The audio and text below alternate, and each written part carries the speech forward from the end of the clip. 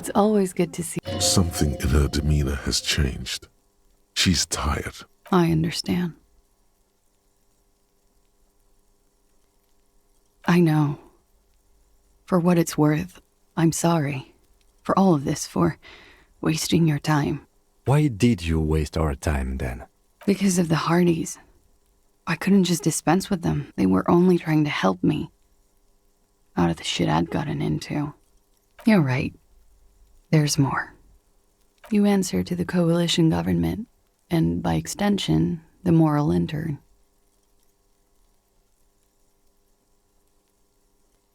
You share a database with them. You send people to their courts.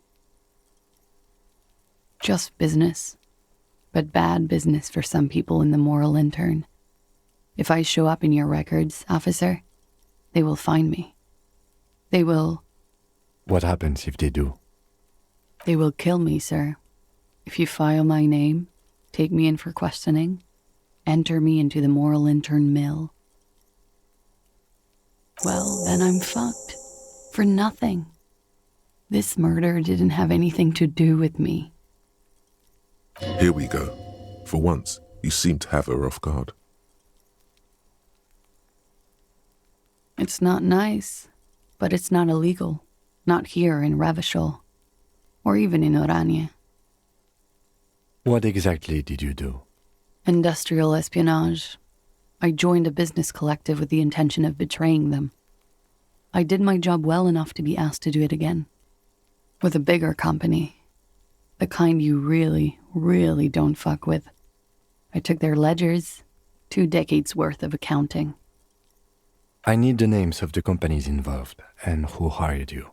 The job was Lewes-Duin County Savings Bank. They sound small, but they're part of the Lewes-Scott conglomerate. That was the second job. The first was some printer company. You wouldn't know them. As to who hired me for the job, I don't know. But they're after me too, along with Lewes-Scott and their friends in the MI. Once you're done in the competitive intelligence circuit, you don't have allies. You're radioactive. Sure, I'm not a war criminal, but it was bad. People lost their jobs. Good people, too, not just C-suite. A lot of people got hurt. But that's just more of my shit you shouldn't have to deal with. You're solving a murder. We were there. Together. In bed, I mean. Okay. He was in a kneeling position. He had just entered me. I was on my back, looking at him. I heard the window behind me shatter, and I turned to look. There was a hole in the glass. I turned back to him. His eyes were looking through me, and his mouth was open. Dumb. I could see. I could... A great pain moves through her, a dark and indefinite wave. She continues in spite of it. I knew he was dead. Before he fell down on top of me. He was heavy.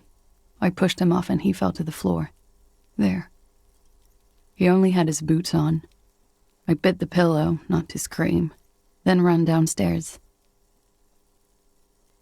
I waited for the second shot to come. For me. I thought there would be one. It never came. She's forgotten about her cigarette. The butt has burned right down to her fingernails. Oh. So am I. What time was this? When did it happen? It would help us if you could be as precise as possible. 11:30 to 12:15. I don't know the exact time. Around midnight. It's okay. Were you inebriated? Not as much as usual. He'd done a line, plus other things. I was drinking. This doesn't fit with the testimony of Titus Hardy. He said she was higher than usual. Oh, yeah. I did one of his lines, just to clear my head. Good thinking. Clear your head. You should clear your head. Get into his mindset. Did you hear or see the shooter in the course of this? No, nothing. I was trapped. I was stuck in my room downstairs. I got some clothes on and crawled back up, drew the blinds. Blood was coming from his mouth. Not a lot, just a little. He was still on the floor, slouched. I couldn't be there with him anymore, so I ran down and out of my room, into the hallway, down the stairs. I knew there would be people there. Sylvie was tending the bar. A lot of people were there. The Hardys were at the table in front of the stage. I think the Union box was full. Ruby was there too. They were having such a good time. I sat down and they all welcomed me. I didn't even have to say anything. Ruby knew something was wrong. Ruby, you know, the leader. The leader? Of what? The Hardy Boys. Well, nominally, yes. Ruby's the one they go to when things happen, like things they need taken care of. She's the organizer.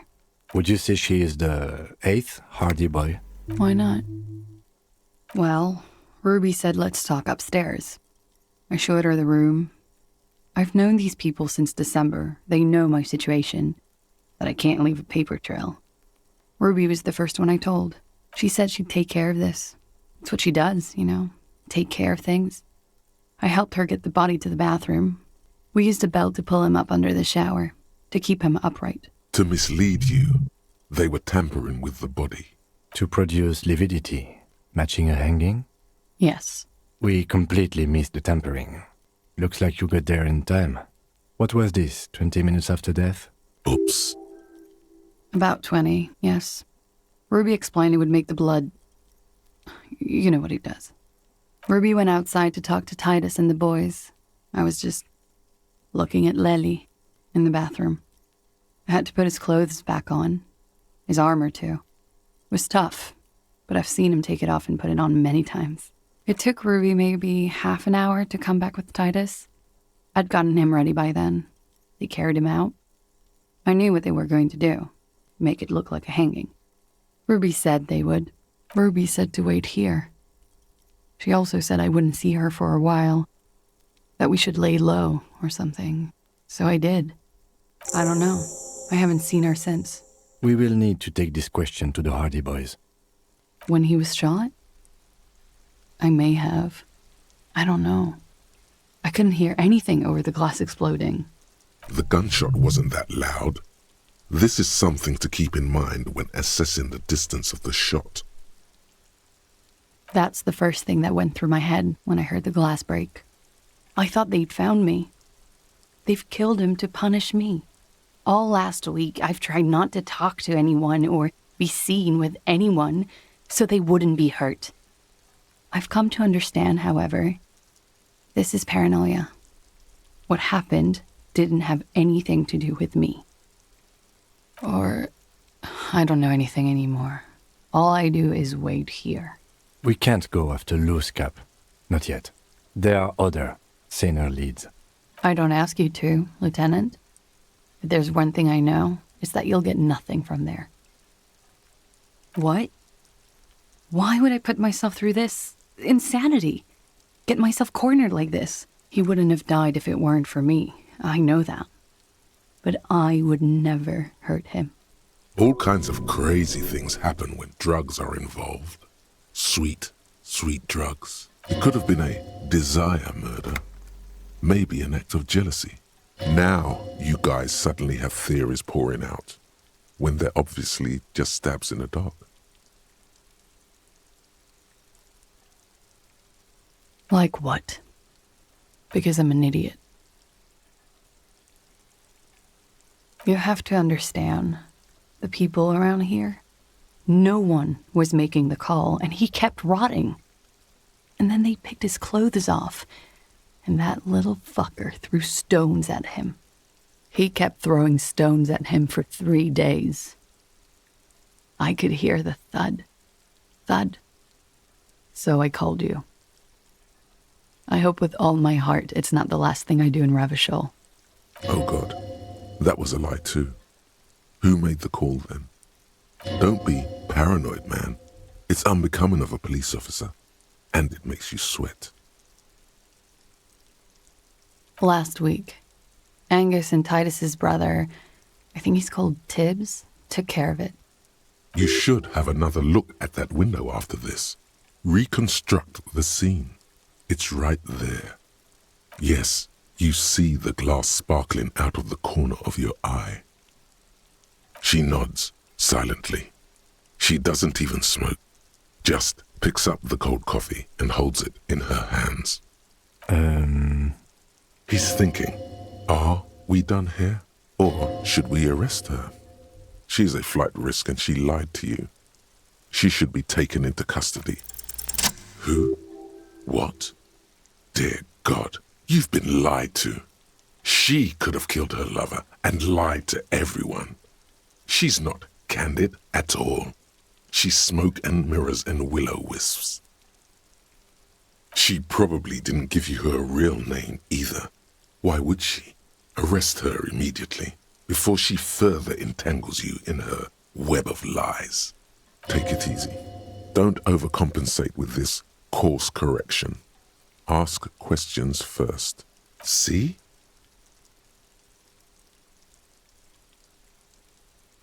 There may be grounds here, at least for an extended detention. A little whimper. The young woman hears you. She's looking around. I agree. You wouldn't give us your real name, not when people are after you. Okay. Okay, it's not. You log your work every week. It's all transmitted to Common, sir. I couldn't just beg you not to enter my name. So I lied. Like I lied before. Like I did at LCSB. I have to lie all the time.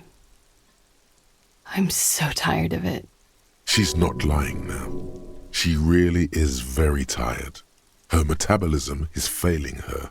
The afterglow of whatever narcotics she's been taking is wearing off. I am. They can never take my sash and my scepter from me. Yes, they can, for lying. No. It's submerged in a plastic buoy on the coast, in the reeds. It just doesn't say Clausia Amandu. It says Anouk Mea Smith. Falsified documents? Passport and visa. Given to me by my employer. I can't even use them. My employer probably leaked the name, Mea Smith, to hurt me. Why would they do that? I didn't show up to a rendezvous. They don't take that lightly. I didn't show up because I was afraid they'd do something to me.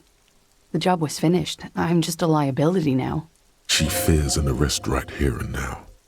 This has been an awful turn of events for her. West of the boardwalk, in the reeds, on the coast there. I put it there when I first arrived. Haven't been there since. I'm not sure I could even find it now. It's useless. The wind rises, so do the hairs on your back. Somewhere west, small bubbles rise from a plastic ball floating in the water. Rusty, the color of oversteeped tea. Long, spindly arms are spinning the buoy around, turning it, inspecting it like a magic 8-ball, trying to find a way to snap it open. Nothing is useless. The lieutenant makes a note of it. You're welcome to it. It's in the reeds northwest of here, past a broken sewage pipe, right near the waterline. It's Katarzyna Lazie.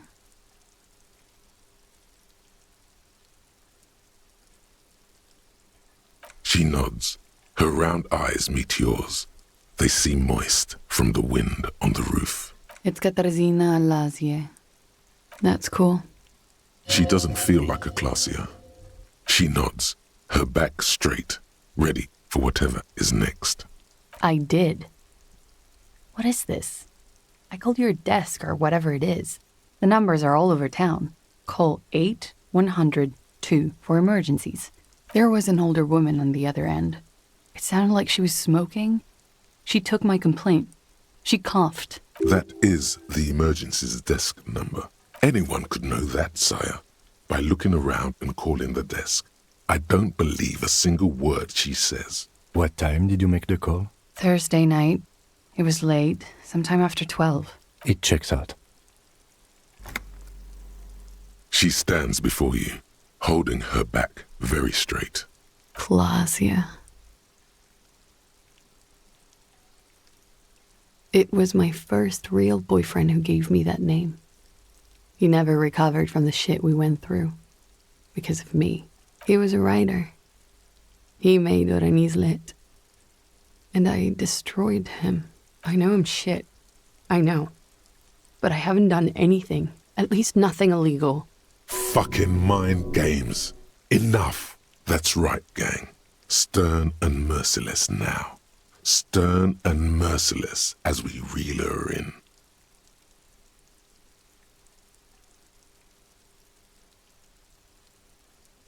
The lieutenant produces a pair of handcuffs. Please no. Fragile, unshielded. Her voice is thin and tired. I think I know who did it. Who shot Lely. I can tell you. I can help you. She's silent for a second, as if looking into herself for certainty. Then, in a hushed voice, she says, gearing up for this betrayal is hard for her. Ruby. She has this thing for me. Ever since I met her and the boys downstairs. She's been pretty frank about what she wants. What she's saying is... sex? And more. I made the mistake of confiding in her. I told her I was on the run. She started protecting me. It became an unhealthy relationship. When I started spending time with Lely, she told me to end it. Said there would be shit if I didn't. It was not a good meeting. We stopped talking after that, but... I don't understand. What exactly in your relationship made you think she's romantically interested in you? She said she's in love with me. She even asked me to run away with her when I told her I'm a fugitive. She started developing notions about our relationship. And you led her on? A little. I was flattered, you know? But then I had to let her off, and it was not easy. I came to regret being friendly with her. We maybe kissed, nothing more. This is just an assumption. I know what it sounds like. That's why I didn't want to tell you before. But she knew what had happened when I came downstairs. Somehow, she knew Lely was dead. She wasn't surprised at all. When we came up here, she was calm as a stone, too. She cleaned it all up like she had a plan. You said there was a secret route there, right? She could have come up through there, then taken the shot right here, where I stand. It was too dark outside. I wouldn't have seen her. Interesting theory. Did she know that door exists? Had you been out there with her? Yes. She's been up here many times. She used to come to drink on the roof when, She would have seen us. My bed is right next to... You mean to suggest she... No. No. Why would she do that to herself? No, I just remembered you told me about it, and... She's not really sure. It was right above the bed. She could have seen all sorts of things from there. Don't let your imagination run wild here, sire. Keep it on track. Okay, and what? Arrest the liar now. Why? She told us some pretty interesting things there. Still? After all this, sir, please. It's a shitty world, and I know I'm shitty too. I know. But I don't deserve to be sent to the moral intern and ground into paste just because I disturbed the sanctity of accounting. That's some multinational... I don't know. To spend my days with smoke, and drink and dance, wallowing in shit. Just, you have those station calls, right? Where I have to show up at the station or I'll become a fugitive. You can write me one. You don't have to take me in right now. I promise I won't go out anymore at night. I'll be right here. I know you can do that. Just let me come in on my own. In 2 months, or maybe even 1 month. That's all I need. You do have the form. That's it. I'm calling it. Kim is beyond compromised. Definitely, sire. Everything could change. This city, the extradition rules. The people after me could be in jail. Or maybe Revachol. There is desperation there, in that silence. A cornered animal looking for a way out. Maybe Revachol could be free. I could be tried in a free Revachol. An independent state that doesn't hand its detainees over to the moral intern. A free Revachol. There is a low, distant rumble on the motor tracks. A great machine shaking the pillars down south. Electricity runs up your spine. I find that hard to believe, miss. It's coming.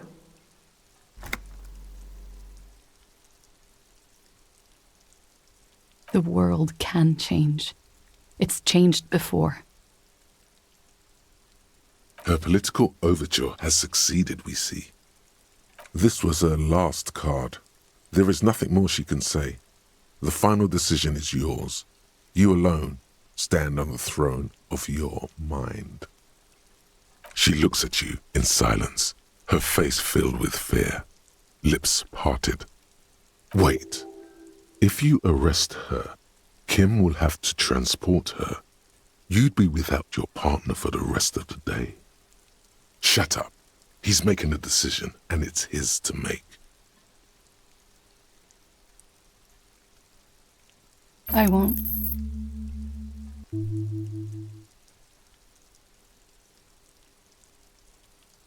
This may have been a grave mistake, sire.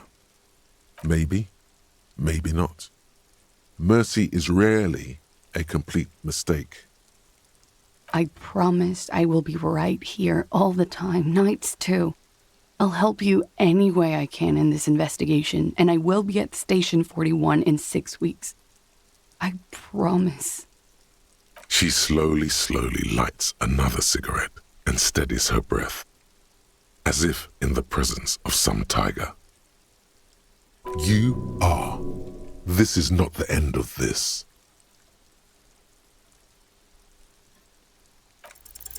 Nothing happens. Absolutely nothing.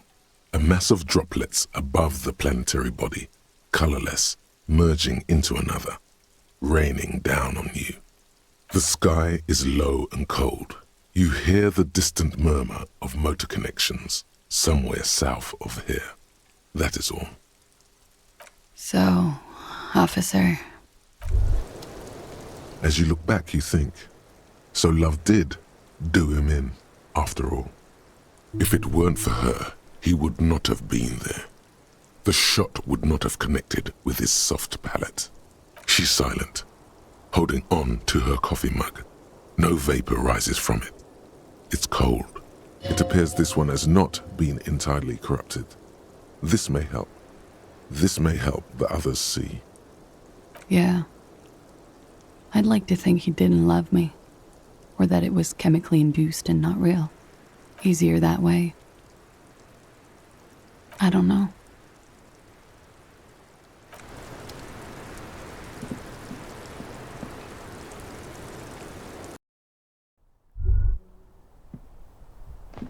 This window is pristine on the inside. Unlike the golden light melts away into the blue, glassy darkness of your mind. In it are two neon-lit shapes, a man and a woman on the single bed. Like the witness said, the man is kneeling, the woman is on her back. It's the night of March 4th and a shot has just been fired. The man looks directly at the woman. The shot's possible directions converge in his mouth, a ray cast from somewhere outside, entering his brain. Ending him. From the roof outside, location A prime. The glass fractures around the bullet hole. Shards face inwards like a corona behind the woman's back. The man does not know the bullet has entered his brain. He never will. Death comes faster than the realization. The ray cast from the man's mouth unravels into a fan of possible directions, all on the roof at first. The shot could have come from any of them. This is composite location A prime, most likely of the origin points. There could have been. Then the rain and slush and wind washed it away. This was more than a week ago. 72%, with an antique weapon that fires military-grade ammunition, a Belma-grave rifle, for example. This is a good short distance, but not too short. The perpetrator aimed with their back against the railing, or possibly kneeling for precision. This would explain why it only took them one shot. The lights were on in here. Outside it was dark. It was like shooting fish in an aquarium, a well-lit aquarium. The victim opened his mouth to let the bullet in. Neither of them would have seen anything outside, in the darkness, too busy with their own bodies. Point X would contradict the woman's testimony, rendering the entire proposition void. These figures would be wiped out, detective. None that you've found thus far, but that doesn't mean there aren't any. That's a 28%, yes. In this model, the shot could have come from a greater distance. Nothing excludes the possibility. Should we extrapolate to include every possible point of origin in Martinaise? According to your map of the district, this shot could have come from a wide angle of locations, starting with the northern edge of the abandoned boardwalk, ending with an islet in the bay. Let's call them B prime. B prime for boardwalk, B double prime for Land's End, and B triple prime for the islet, detective. There may be smaller points in between, but those are too fine to zoom in on. 700 meters away, the likeliest of these B positions, 20% chance. A skilled sniper could have made the shot, provided he had a safe sniper's nest. Even with the light on inside, we're talking military training. At that distance, the perpetrator would have had to take wind direction into account. 1.2 kilometers away, the least likely of these positions, let's say 3%. A truly skilled sniper could have done it, possibly from a tent. No, too far-fetched. 1 kilometer away, an unlikely point of origin, beyond the docks somewhere. On an islet in the Bay of Martinaise, perhaps. There are islets there, badly charted as they may be. The shot would have been a small miracle, 5% likelihood. There is an extremely narrow field of view from the bay to the window, between Rue de Saint-Ghislain 10 and 33A. The angle would have been extreme, and access to the islets is questionable. From where, precisely? I see you have given this a lot of thought. Are those the locations you've singled out in addition to the roof? And what is the likelihood, in your opinion, that it came from a further distance? Okay, well, we should see if there is gunshot residue or sniper nests if we go down the coast. Rule these spots out one by one. It would be the diligent thing to do. Until then, personally, I'm going with the roof version. It fits the hidden path through the whirling. A simple hypothesis.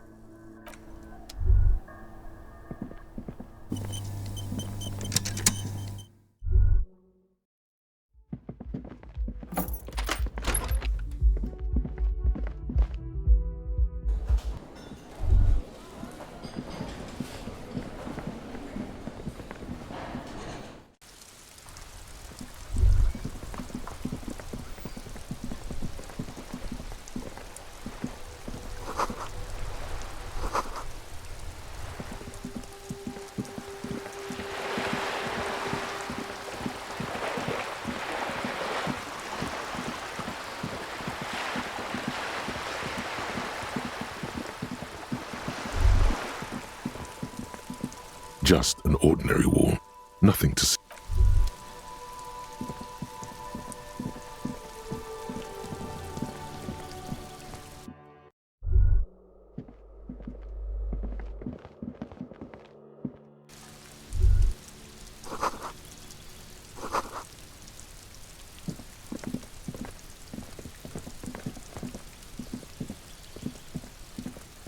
Gendarmerie, you found me. It feels like a Friday. He seems to be in a good mood tonight. And his shirt is still unbuttoned. Beautiful. So tell me, are you here to make things right again?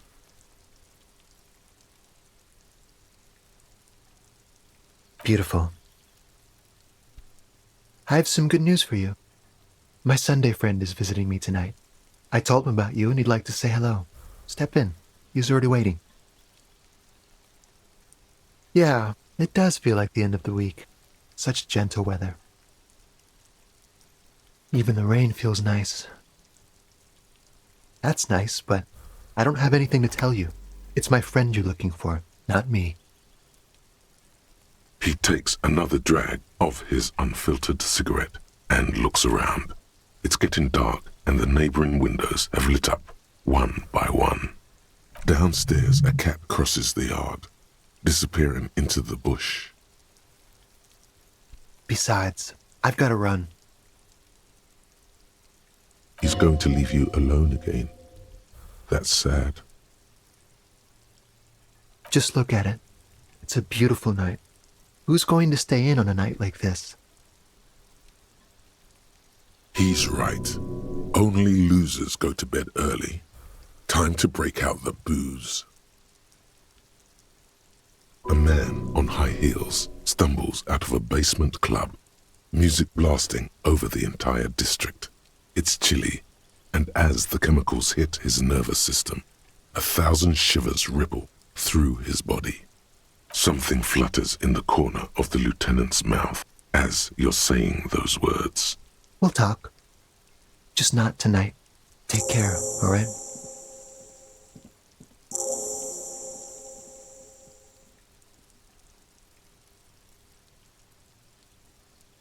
Different, of course. His shirt. His shirt. His shirt. No, I don't know why his shirt is always unbuttoned. Come on, detective, let's go. We've got a potential witness to interview. His Sunday friend, remember?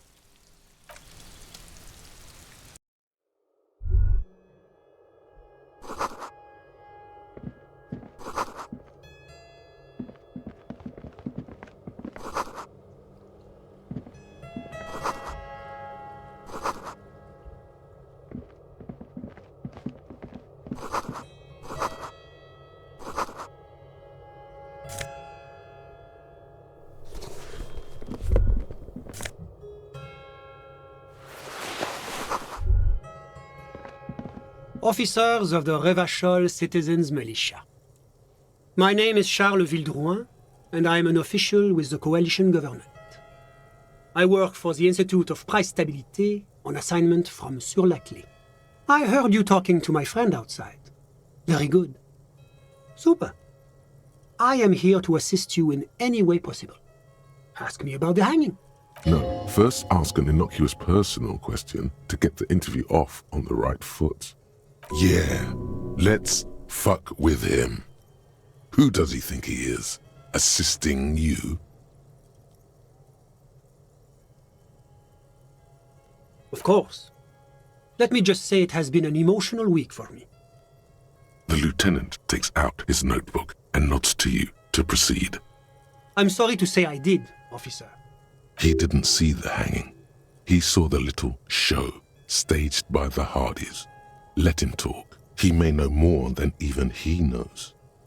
Officer, it's very difficult to describe what I saw that night. It was so surreal to me, like in a play. What do you mean, like in a play? It was just so strange. I could barely comprehend what was happening. I was on the balcony when it happened, getting some fresh air. I remember that first they came in, carrying what looked like a body. And then I saw all the surrounding windows go dead, one by one. That's when I understood. I should not be seeing this. That lines up with previous testimony, doesn't it? Well done, detective. Only that there were about 8 or 10. I couldn't make out anything. It was so dark. And it was quiet.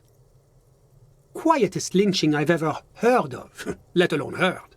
But I suspect you knew that already. I can't say I'm surprised. The fine reputation of the men and women serving in the RCM is well-deserved. The coalition is only looking out for the price stability. Inflation is a killer, like a heart disease blocking the normal circulation of the economy. It must be controlled. The economy impacts the entire international community, which is why it requires international oversight. Well, I'm renovating it. It is an interesting project. The building used to be a 12-story skyscraper before the cannons took the top 4 stories off. This, of course, happened when the coalition forces landed here. You could say I'm undoing some of the material damage the international community caused when we arrived here. Yes, as I said before, I'm a commissioner from Sur-la-Clé working for the Institute of Price Stabilité. This is one of the main projects of the Moral Intern. La Communauté Internationale is what Revacholians colloquially call the coalition. In other words, the nations that stopped the disaster of the revolution. Your employer, technically speaking, the governing authority of Revachol. The RCM is but one part of this provisional administration.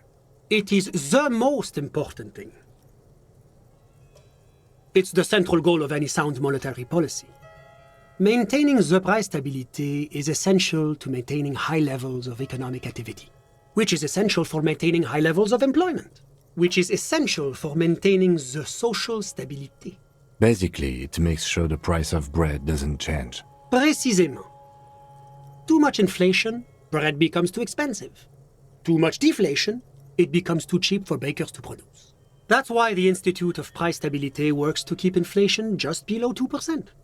But not too far below, no. Too below is also bad. Below, but close to 2%. The coalition believes in the importance of informing the public about the benefits of the price stability.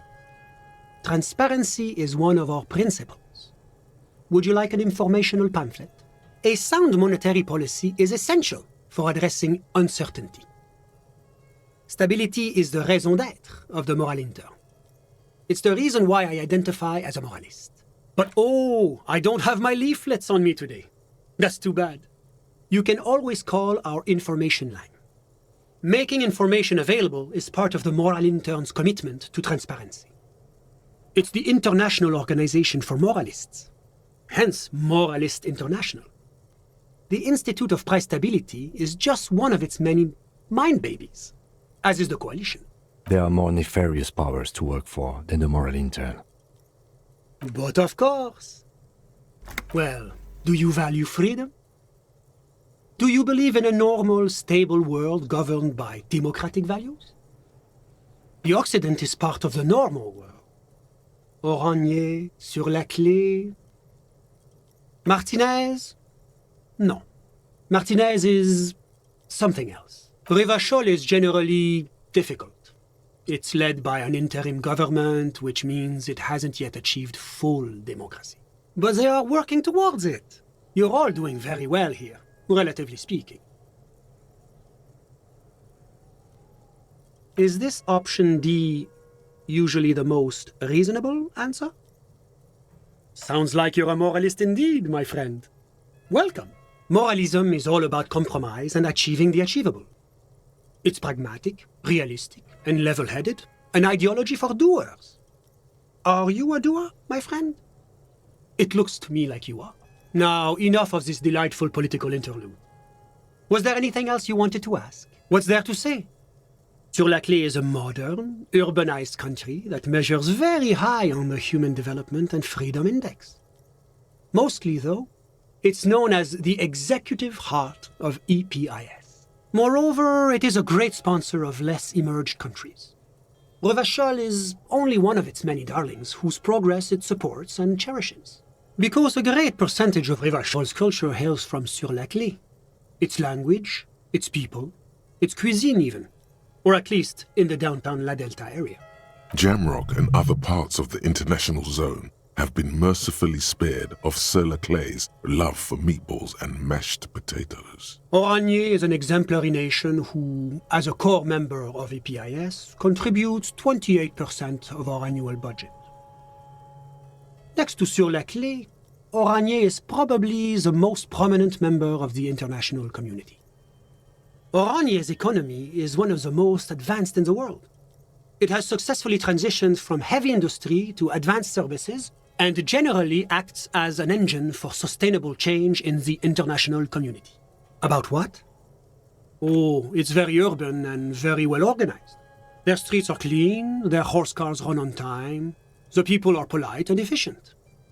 Like I said, they are an example for less emerged nations to follow. Whatever you wish, officer.